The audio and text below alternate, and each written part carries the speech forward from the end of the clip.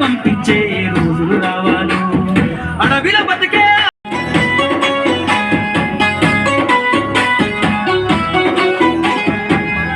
పరుబట్టిన ఇళ్ళల్లో మా సంతకం ఉండాలో జాయినింగ్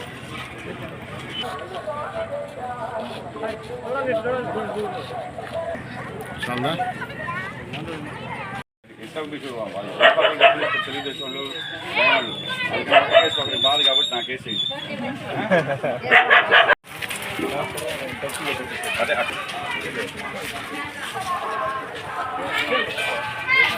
లాస్ట్ అనుకున్నప్పుడు పని చేయమని వచ్చారు కదా 10 నిమిషాలు ఒక్క దగ్గర ఇంకా అనుకోవడం ఉందా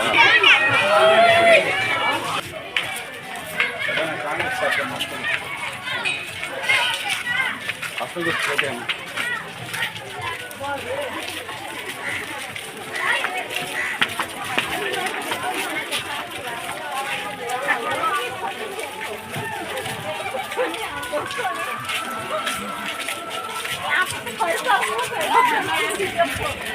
కాంగ్రెస్ పార్టీ శాసనసభ అభ్యర్థిగా ఎన్నికల ప్రచారంలో భాగంగా ఈరోజు చంద్రమౌళి నగర్లోని కాలనీలో ఎన్నికల ప్రచారం నిర్వహించడం చాలా సంతోషంగా ఉంది.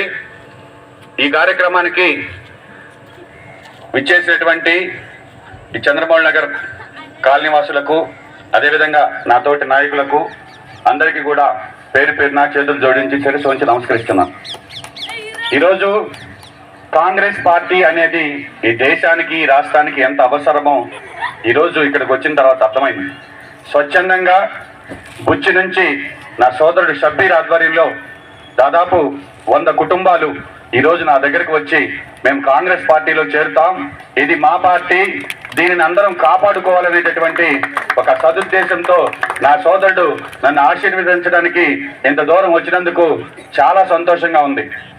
ఈరోజు బీజేపీతో పొత్తు పెట్టుకున్నటువంటి చంద్రబాబు పవన్ కళ్యాణ్ గారు కావచ్చు, అదేవిధంగా మద్దతు తెలుపుతున్నటువంటి మరొక జగన్మోహన్ రెడ్డి గారు కావచ్చు, వీళ్ళల్లో ఎవరికి ఓటు వేసినా, ఇటు ఫ్యాన్కి వేసినా అటు సైకిల్కి వేసినా అది వెళ్ళేది బీజేపీకే.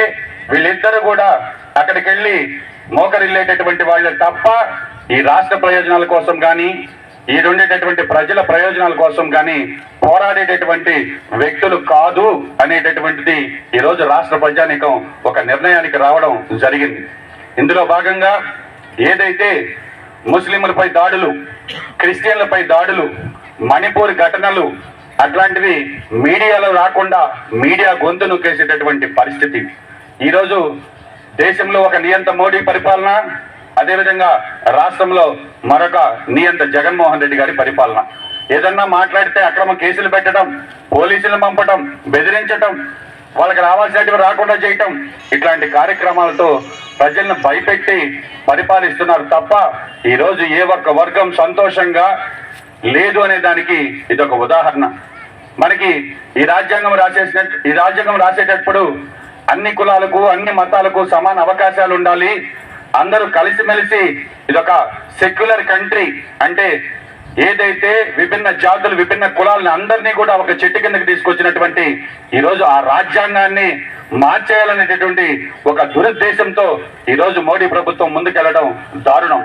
ఏదైతే ముస్లింలకు సంబంధించి రాజశేఖర రెడ్డి గారు కాంగ్రెస్ ప్రభుత్వంలో ఆనాడు 4% రిజర్వేషన్లు ఇవ్వాలి, ముస్లిం మైనార్టీలకు పేదలు ఉన్నారు వాళ్ళకి రిజర్వేషన్ హక్కులు కల్పించాలనేటటువంటి ఉద్దేశంతో కాంగ్రెస్ పార్టీ ఒక అడుగు ముందుకు వేస్తే ఈరోజు అమిత్ షా గారు హైదరాబాద్ లో మేము మతతత్వ రిజర్వేషన్లు తీసేస్తాం, ముస్లింలకి రిజర్వేషన్లు తీసేస్తామని బాహాటంగా మాట్లాడేటటువంటి పరిస్థితి.